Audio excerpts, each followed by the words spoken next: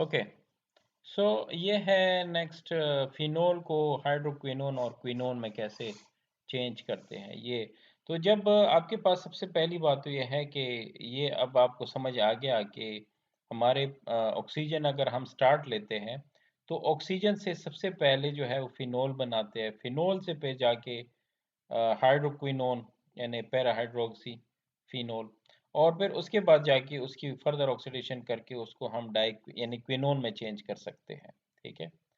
सो इस तरह की रिएक्शन ये आप देख सकते हैं कि ये कभी भी हम डायरेक्टली ऑक्सीजन से हम फिनोल नहीं बना सकते। ये बात आपको याद रखनी चाहिए कि बेंजीन से हम डायरेक्टली फिनोल नहीं बना सकती। वजह क्या है कि देखिए इसके लिए हमें न्यूक्लियोफिलिक सब्स्टिट्यूशन रिएक्शन करना पड़ेगा बेंजीन के ऊपर, जो कि अनयूजुअल है बेंजीन के लिए। Benzene never participate in the nucleophilic substitution reaction, right, because they are not the favorable reaction of the benzene. It's very hot. तो फिर उसका दूसरा तरीका क्या होता है? दूसरा तरीका ये होता है कि बेंजीन से आप पहले दूसरे कंपाउंड बना दें, उनको फिर इन टर्न आप चेंज करें उसको फिनोल में। तो वो दूसरे कंपाउंड क्या हो सकते हैं? वो ये हो सकते हैं, या तो आप आइसोप्रोपाइल बना दें बेंजीन से। वो कैसे बनाएंगे? इससे पहले हम रिएक्शन पढ़ चुके हैं पहली पहली क्लास में, फ्रीडल क्रॉफ्ट अल्काइलेशन कर दे। ठीक है, अल्काइल ग्रुप आ जाएगा बेंजीन के ऊपर, तो ये आइसोप्रोपाइल ग्रुप है। दो मेटल है, बीच में CH है, ये आइसोप्रोपाइल ग्रुप है। दूसरा हम क्लोरीनेशन कर सकते हैं। ठीक है, क्लोरोबेंजीन बना दे, उसको फिर चेंज कर दे फिनोल में। तीसरा हम बेंजीन सल्फोनिक एसिड बना सकते हैं, और चौथा क्या है, डाइजोटाइजेशन कर सकते हैं, बेंजीन डाइजोनियम सॉल्ट्स बनाते हैं और उसको फिर फिनोल में चेंज किया जा सकता है। सो हम बारी बारी इनको पढ़ते हैं कि कैसे कैसे कर सकते हैं। देखिए सबसे पहले अगर आप स्टार्टिंग मटेरियल है आपके पास कोई वन प्रोपीन है ना, तो आप वन प्रोपीन ले ले, कोई लिविस एसिड एल्यूमिनियम क्लोराइड को जब हम लेते हैं, सो इसकी मौजूदगी में होता क्या है कि अ, सबसे पहले ये होता है कि एल्यूमिनियम क्लोराइड ये रिएक्शन कैसे होगा। ठीक है, इसका अगर मैं मैकेनिज्म की बात करूं तो सबसे पहली बात ये होती है कि लिविस एसिड, जैसे आपको पता है कि लिविस एसिड का काम होता है वो इलेक्ट्रॉन एक्सेप्टर है, क्योंकि इलेक्ट्रॉन डिफिशिएंट होता है ये।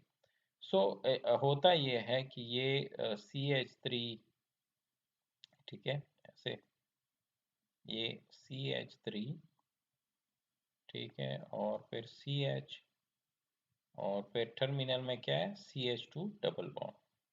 सो ये वन प्रोपीन है। अब इस वन प्रोपीन को जब आप एल्यूमिनियम के साथ ट्राई करते हैं तो इसमें क्या होता है कि एल्यूमिनियम जो होता है एल्यूमिनियम क्लोराइड, ये इलेक्ट्रॉन डिफिशिएंट होता है। तो ये इसको इलेक्ट्रॉन को खींचेंगे, इधर आ जाएंगे, ये एल्यूमिनियम क्लोराइड, ठीक है, तो ये बॉन्ड बना देंगे इसमें, तो ये सिंगल बॉन्ड में चेंज हो जाता है, और चेंज होती यहाँ पे पॉजिटिव चार्ज आ जाएगा। ठीक है, जैसे ही यहाँ पे पॉजिटिव चार्ज आ जाता है, ठीक है, सामने से क्या कर सकता है, बेंजीन जो है वो अटैक कर लेता है इधर।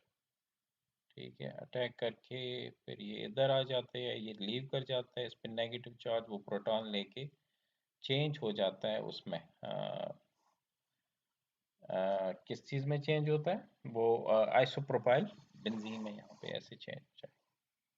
तो जो बेंजीन का प्रोटॉन होगा यहाँ का, वो नेक्स्ट स्टेप में क्या करेगा, एब्स्ट्रैक्ट हो जाएगा, यहाँ पे टर्मिनल इस पोजीशन पे लग जाएगा, जो नेगेटिव चार्ज यहाँ पे चेंज हो जाता है ना ऐसे, क्योंकि ये तो निकल गया ना। और ये इसका जो इंटरेक्शन होता है ये एक तो इसमें ये निकल जाता है, और यहाँ पे एक एच जो है बेंजीन वाला इधर लग जाता है, तो आपके पास क्यूमीन बन जाता है।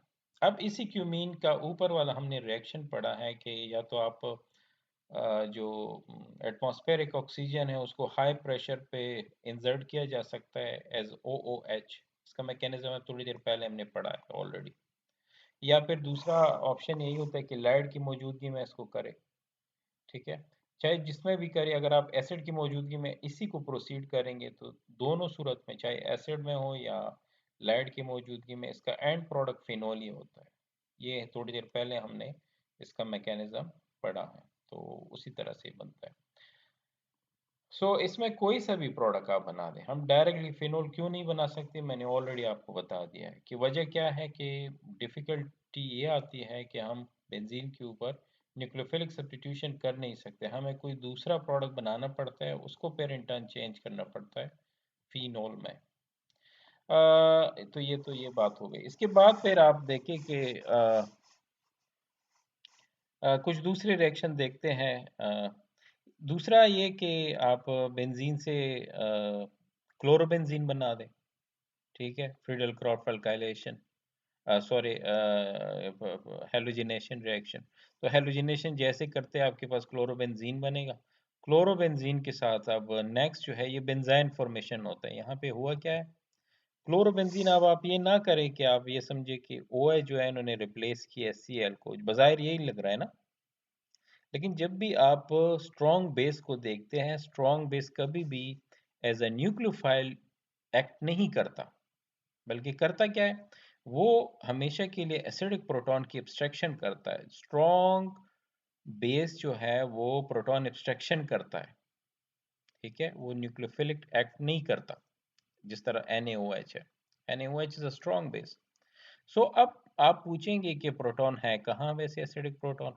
तो एसिडिक प्रोटॉन आपके ये जो इलेक्ट्रॉन विथड्रॉइंग ग्रुप है, इंडक्टिव इलेक्ट्रॉन विथड्रॉइंग ग्रुप, इसके एडजेसेंट में ये पोजीशन भी हो सकता है, दूसरा ये भी हो सकता है ना, इसके एडजेसेंट में दो ही पोजीशन है ना अवेलेबल। किसी भी एक जगह से निकाल दे, वो दोनों सिमेट्रिक प्रोडक्ट बनेंगे। तो अब क्या होता है कि जब ये प्रोटॉन इधर से इसकी एब्स्ट्रैक्शन हो जाती है बाई NaOH, तो इसका जो अपना बॉन्ड है ये इधर आ जाता है और नतीजे के तौर पर ये निकल जाएगा यहाँ से। तो आपके पास एक बेंजाइन की फॉर्मेशन हो जाती है, ठीक है, बेंजाइन इंटरमीडिएट बनता है। बेंजाइन इंटरमीडिएट आप ऑलरेडी जानते हैं कि एक ट्रिपल बॉन्ड होता है ना ऐसे। तो ये जो ट्रिपल बॉन्ड होता है, ये ट्रिपल बॉन्ड, ठीक है, यहाँ पे बॉन्ड। तो अब इसके ऊपर अब क्या होता है कि इसके ऊपर जो है ये जो मीडियम में मौजूद वाटर है, वो इस ट्रिपल बॉन्ड में अगर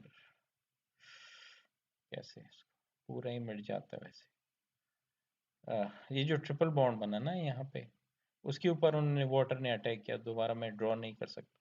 तो इसके ऊपर अब हुआ क्या है कि वाटर जो मीडियम में मौजूद है, उन्होंने क्या किया, इस पे अटैक किया। तो बाद में वाटर में से H निकल गया, OH रह गया।